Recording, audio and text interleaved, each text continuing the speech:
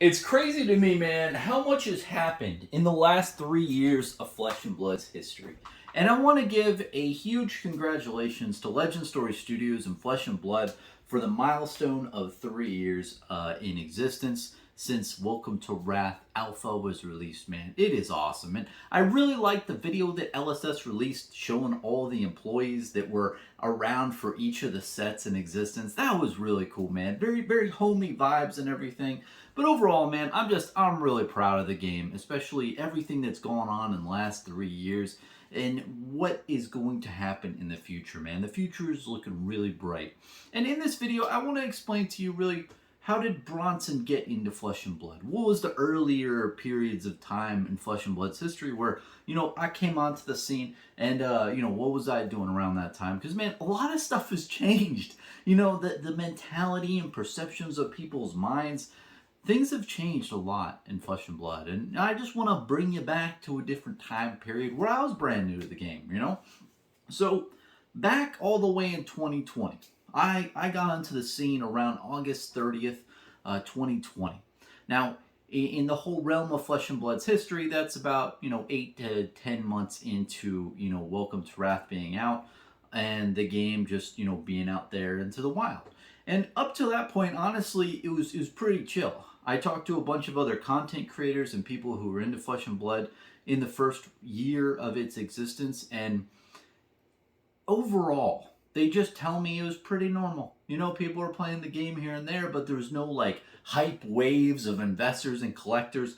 Those types of things weren't around until the latter half of 2020. But overall, it was a nice environment. There weren't that many content creators, and it was pretty chill. Now, when I got on the scene, I got into the game because I was looking on YouTube, and I was collecting Magic the Gathering at the time, and I was like, yeah, I'm kind of interested in something else, and I looked at Flesh and Blood. Now, I went to a website and I saw a bunch of Flesh and Blood booster boxes and stuff like that, and I'm thinking about getting, buying a couple of the Welcome to Wrath, hero decks, and just, testing the game out, see if I like it. Seemed interesting. Well, I waited on it, and I waited to the next day, and I was like, you know what, I'm gonna do it. I'm gonna buy that booster box. I'm gonna buy, a couple, the starter decks, and see, how, what this game is all about. I go to that website, and literally every single product is deleted from the site. I'm like, what the fuck is this? Why are all the products just instantly deleted for a brand new trading card game? It just didn't make sense to me. When I saw that, at first I was like, okay, is something happening here? Like, do other people have information that I don't know? And you know what? I was also interested in making content. I wanted to make content out there for TCGs. I just didn't know what topic to do. I didn't want to do a recycled topic, and not that many people were talking about Flesh and Blood secondary market stuff. So I was like, oh, okay. And I really liked the TCG secondary market. It was really cool space. I love that playground. But this seemed like a cool niche. So I talked about it. I made a video. I said, hey guys, anyone else seeing this shit? Like, what's up with Flesh and Blood? Why are all the products being deleted? And it made me further, go into, okay, what is this game all about? I learned about how the game is played. I learned about the lore. I looked at the artwork. Oh, it was a pretty cool game. And I really like the studio behind it. Legend Story Studios is just a tight-knit community in New Zealand. A small group of individuals, not like some big mega corp out there. It seemed like there's all these things that were checking the box. And I was like, oh, this is really, really cool. And, I started making more videos and content, just talking about it, just having fun, I made a couple of hero videos where I talked about the heroes and I looked into their abilities and such, and was trying to figure out what hero I wanted to play. And when I started playing the game, I was like, whoa, this game's pretty fun. You don't have to be very skilled in like deck creating to create a deck. I felt like the deck creation was pretty simple and playing was straightforward. You have a hero with a weapon and armor. That makes sense. It all felt really good. And the gameplay was phenomenal. Like, I just really loved it, and it was one of the few TCGs out there that really made me want to play again. I was like, whoa, that was really fun. I want to play again, and you just get hooked on that shit. And I know a lot of people can say that about a lot of TCGs, but there's something about Flesh and Blood when you play it for the first time. You're like, wow, this game was really well developed, and that this was a fun gaming experience. Things felt right when you play. So, I felt that. But all in all, I was looking at a bunch of different aspects of Flesh and Blood, and I was liking everything I saw. And then, I started just making more content for the game because there weren't that many content creators out there for Flesh and Blood at the time in 2020. There might have been like 10 total, maybe a little bit more or less, but making like frequent videos, not as much. So I was just pumping out content. I had like daily videos for like, 2 weeks or 3 weeks. And then, I was searching on the Flesh and Blood website, right? And I was literally just trying to make content out of things. And literally I'd be like, oh, article, make a video, done. Find another article, make a video, and like research it for like, 30 minutes, make a video. I was doing that shit, all day long. It was fun. I had a good, and only like, 5 or 10 people would watch me per video. But it was just a nice enjoy. I was like enjoying it. And I still wasn't like completely falling in love with Flesh and Blood at the time. I was enjoying it. I liked the card game. It was interesting, but Magic was still like my thing. Until I got to the Monarch, the whole like introduction to Monarch article. So in the introduction to Monarch article, it was very, very basic. Like it says, Monarch is a standalone booster set with 306 new cards for incredible booster draft experience. I was like, huh, okay. But then I looked a little deeper. I was like, hey, what's all this writing here? There's a lot of writing. It almost looks like a fucking language. And I delved into it. I cracked the code. And the cryptogram wasn't too hard. A lot of people solved this. And it was really cool. I thought, whoa, that's cool that they put something in plain sight like an Easter egg where you could see it if you really were paying attention and you really actually gave a shit. And I love that aspect of it. And then from there, I thought, okay, well, where does it end? Does this thing have layers? And I found out that the rabbit hole goes deep in the Flesh and Blood lore and the fantasy aspect that they're creating. There's a lot of depth to Flesh and Blood. Not just in like languages and stuff, but other things too. There's a lot of hidden motifs and like things that they're trying to convey, right? It was very thought out in my mind. This wasn't a game that just had like a fucking like a dragon and what are the kids into now? Oh, they're into vampires. Let's put vampires and werewolves on our card. Like it wasn't like that shit. It respected the audience. It respected you as a consumer and said, hey, this is our world. This is the land of Wraith. We're telling a story here. There's a lot of shit going on, and we're going to put hidden elements here and there, in the story that really just, honors the whole land that they're creating, right? But they're also like putting like depth into their product with, things like this. And I dig deeper and deeper and deeper, and I saw all these different things, and I was really interested in the language thing.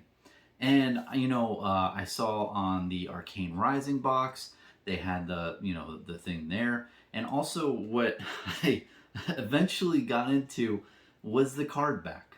Now, it was September 2020 where I started looking at the card back of a Flesh and Blood card, and I noticed that there was a language on the bottom and the top. And there's a bunch of different languages in Flesh and Blood, like, written ones that have, correlations to the, alphabet, right? The English alphabet. And if you want a detailed video on that, I'll put a link down below to Kale Brenzy's video, his Dead Summer Art YouTube channel. Amazing channel. And I watched a lot of his videos on the lore of Flesh and Blood when I first got into the game. Around this time, I was looking up his videos.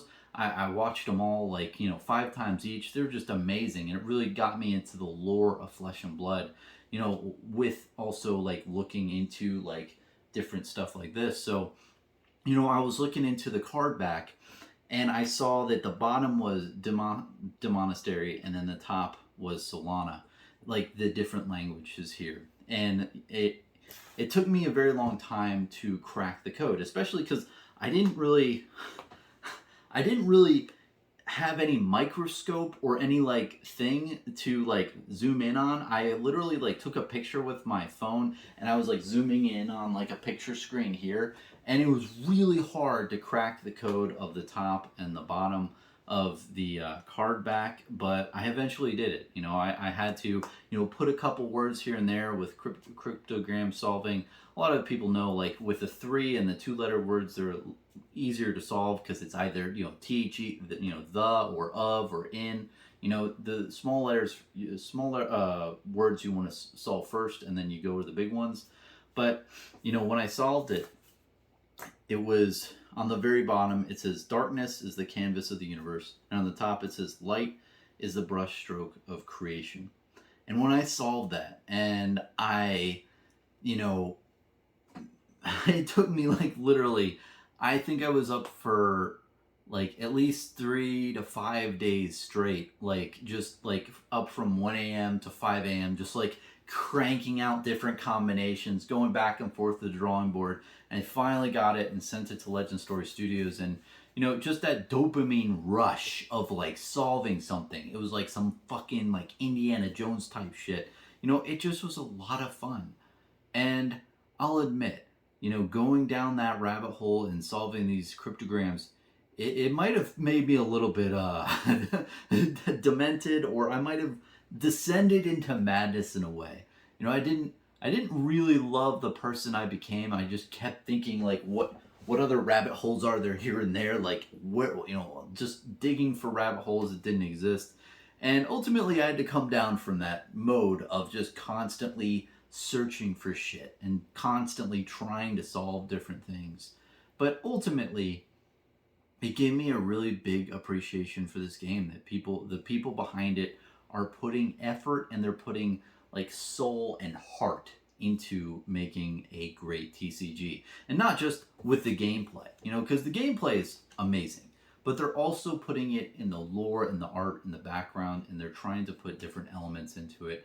It was just really cool. And at that point forward, I really fell in love with this game. And that's what really drove me to want to continue making a ton of content for this game, because I thought, you know what? I love this game, and I want other people to love it just as much as I do, because I'm drinking a ton of Kool-Aid for this game, and I just want other people to see the beauty of Flesh and Blood. And I just started cranking out videos like nonstop for the game. In 2020, I was making like a video every day. It wasn't the best video at all, but it was a video, So I just constantly cranked it out for this game because I love it, man. And honestly, the community as well is just really nice. Like everyone around, like that I've played the game with in person and just interacted with, and Legend Story Studios especially, early on, they were very encouraging me and my YouTube channel. At the time, they were very, they probably didn't have as many emails in their email box.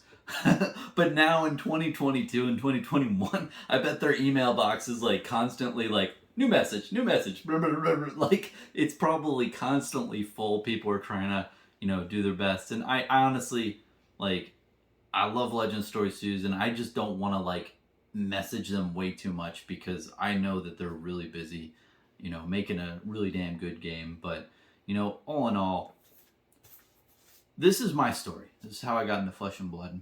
And even though I got in initially because I really didn't understand the secondary market aspect, I really didn't.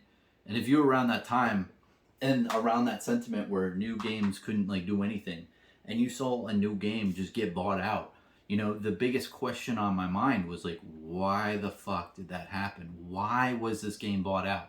Who's buying it out? And like, it looks like a nice game. It looks like a cool game, but what's there? And once I delved deeper, and I didn't have that like, blanket statement of, oh, someone's trying to pump and dump. Oh, this is an investor, thing that is just a flash in the pan. Once I didn't like write it off like that. I delved deeper. I looked into the game, played it, and everything like that. And, even if you don't like Flesh and Blood out there, there are people like, you can't tell me that it's not a very well developed game. Like, it's a premium product. Like, when you look at, the card back, like, this does not look, like some janky shit. Like, this was really well developed, and the cold foils and the gameplay itself, it's completely new and fresh, and it solves the mana screw issue, and it just has this really great back and forth action. It's a really really fun game.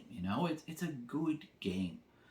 And overall, I think that the reason why the secondary market and other new TCGs have gotten so successful in the last year and a half is because of Flesh and Blood being so damn good, and for coming into a market that hadn't really had much success in the last like 10 years, and just blowing the lid off of it, and just sticking around, and just doing just creating a really quality game and a quality product. So it's great to see that we're hitting the 3-year milestone here, and it'll be cool to see in the next 5, 10, 15 years, once this game has matured more and more and more people will say, oh wow, that game has been out for a while.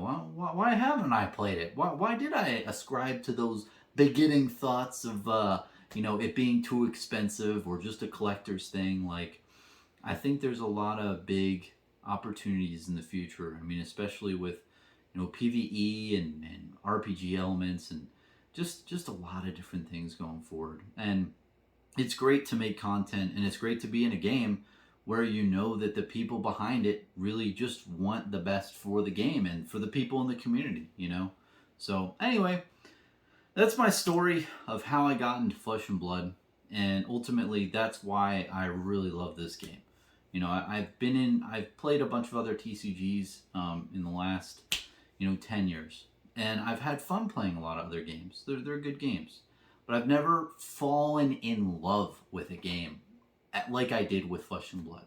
Even Magic the Gathering, I like the game. I have nostalgia for it for when I was a kid, but I never had that like love, that spark that just makes me want to like promote the shit out of it and make it successful, and or just try to like do everything in my power to make it like a really big thing, or like to promote it in a way.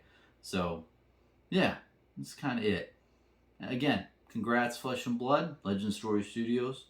Looking for many more years down the line. Cheers, man.